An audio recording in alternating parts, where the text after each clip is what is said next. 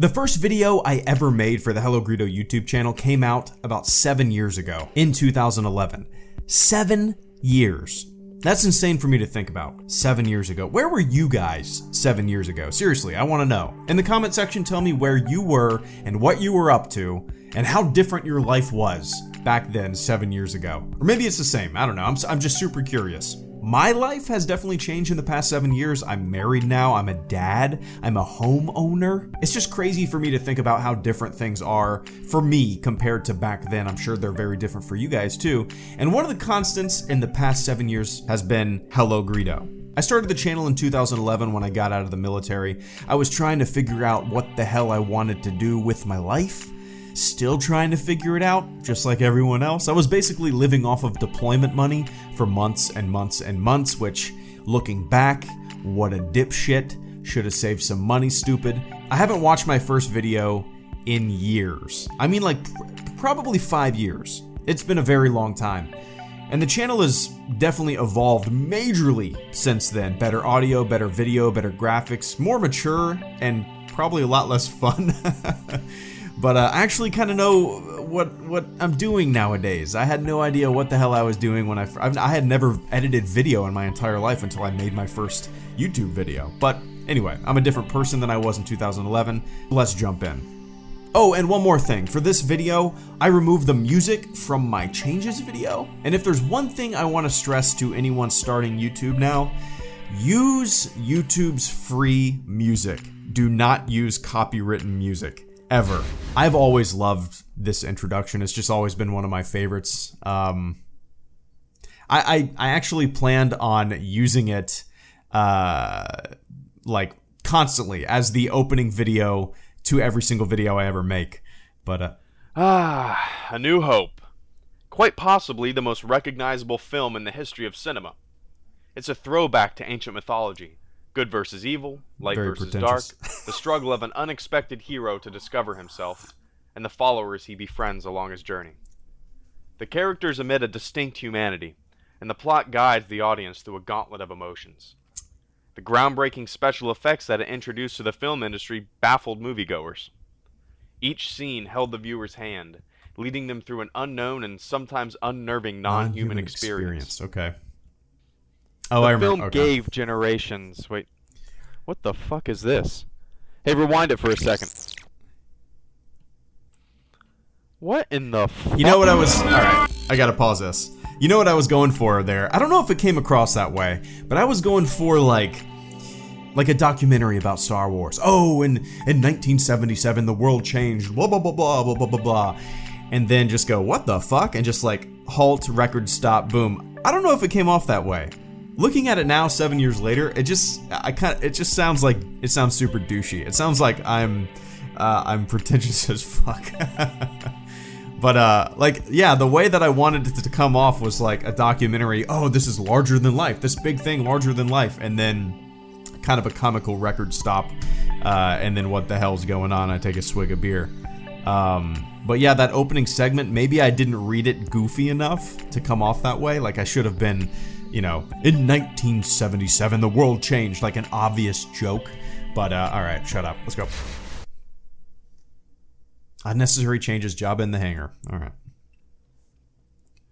This scene was never in the original theatrical release. It only saw the light of day in the 1997 special editions and was graphically tweaked in the 2004 DVD release.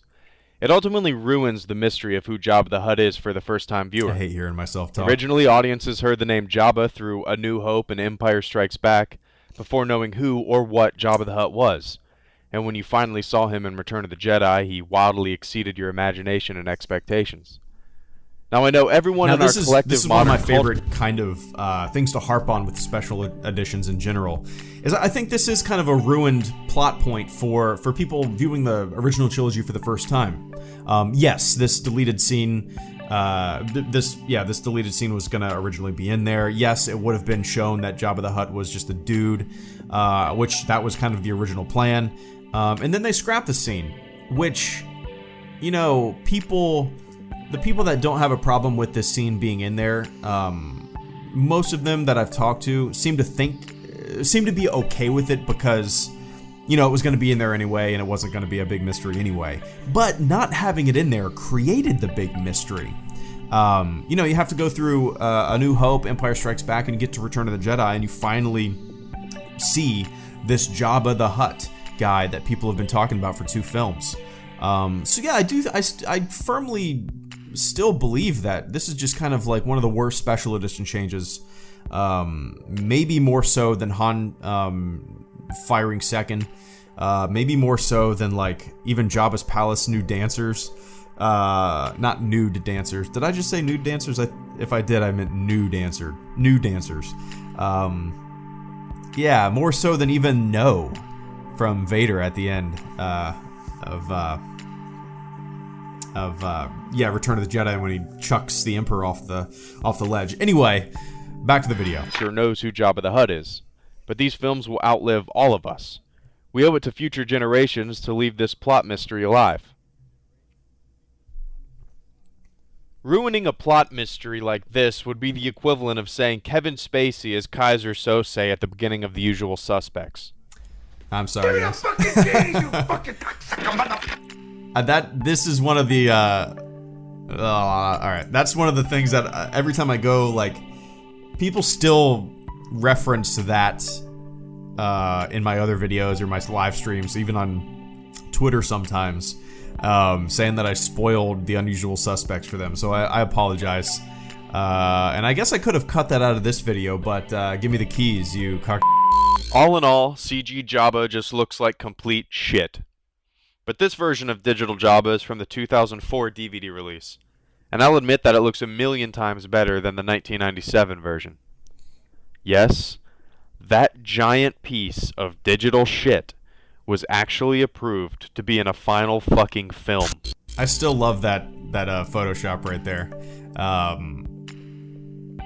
don't know why. I used to make silly Photoshops like that. I don't know why I kind of stopped. Just the way the kid's looking and Lucas's beginner's guide to 3D modeling. I don't know. Silly shit. I wonder where that kid is nowadays, 7 years later, huh? Greedo shoots. A lot of middle fingers in these old videos, As we all know, boys. in the original theatrical release, Han Solo shoots first.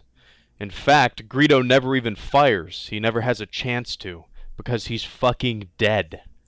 When Han shot Greedo without any hesitation or remorse, and then flipped that motherfucking coin at the bartender and said, you knew where Han stood on a personal level. I took that audio out the audience knew what kind of human being they were dealing with. That scene defined Han Solo in what is one of the greatest character introductions of all time. I still believe that. Yeah, you just heard me say one of the best character introductions of all time. I firmly believe that. That introduction of Han Solo, he's just he's the man with no name. He's the cowboy in the corner. He's cocky and arrogant. He's a pirate, and he is in the saloon. You know. And his introduction into the saloon, to me, is just perfect. And you know, have I rounded my edges on my thinking of Han shooting first? The whole argument behind that, not really. You know, if I made these videos nowadays, if I made these changes videos nowadays, they would be completely different. They would be way more just kind of on the nose, kind of more serious, not necessarily serious, but more analytical maybe. And they probably wouldn't have the same view count, you know, as these, because people like these videos. These are probably most of you guys' favorite HelloGreedo videos, which I completely understand. My favorite, it's kind of interesting. My favorite, like, angry video game nerd stuff is his earliest videos, just because I'm a little nostalgic for those videos. I watched them like way before I made my channel even, and I love those early videos. And there's certainly a different vibe even in some older YouTubers catalog for their earlier stuff compared to their newer stuff. And trust me, I firmly recognize that even my stuff is vastly different nowadays than what it used to be.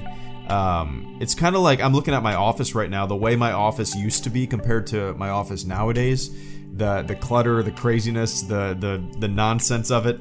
I guess I'm just a little more I guess I'm just a little more boring nowadays as a 32-year-old dad. All right, let's jump back in. It portrayed him as a swashbuckling smuggler, an anything-goes space cowboy. The change to this scene that Lucas gave to us in 1997 was absolutely unnecessary. He later explained that he wanted to make it clear to children that Han had no choice but to shoot Greedo. Hey George, you can't attempt to justify the morality behind the scene change and then a few years later make a film where the main character slaughters children. The scene in the 1997 and 2004 oh shit, I'm gonna have releases copyright are comical music right due here. to I'm how gonna blank this terrible they music look. out. How about that? That is true. I don't like how I phrased that. That's a lot of things with this video that's popping into my head right now. Is I do not like the way I'm phrasing a lot of these sentences. I'm coming off as a complete dick. Hey George, okay. Like I just picture somebody going, or George going, hey, okay, fuck you, kid. You know what I mean? Like, hey George, fuck off, 2011 Greedo, fuck off. But I do firmly believe that these changes are kind of unnecessary, absolutely unnecessary. It's my view has not changed about any of these changes. It's kind of the delivery method of how I would have made these videos nowadays. Like I said earlier, I just do not like how I phrase a lot of this stuff, you know. All right, let's jump back in. The film seems to stop. Han's head jerks to his right in one neck-breaking motion, and then two distinct and overly emphasized lasers shoot out. The 2011 Blu-ray change chopped a few frames, tightened up the scene, and made it look a bit smoother with both characters firing virtually at the same time. Do not put copyright music. I put Baby Don't Hurt Me. What is that song called? What Is Love? I put What Is Love in this video right here. That was another copywritten thing. So yeah, really, question mark. I know this video is weird. It's all over the place. I'm scatterbrained at the moment, drinking coffee, watching my first video with a kid in the other room with my wife. Different world, man. But what was I saying? Oh yeah, about the music. Like, I cannot stress this enough. I know I said it at the beginning of the video. Do not use copywritten music in your videos. You never know, like, I never expected my changes videos to be the biggest thing on the channel ever. I never expected them to blow up. And it's kind of funny, my most popular videos from the past, I've never seen like any ad revenue from them whatsoever, because of the copywritten music. So yeah, heed my advice.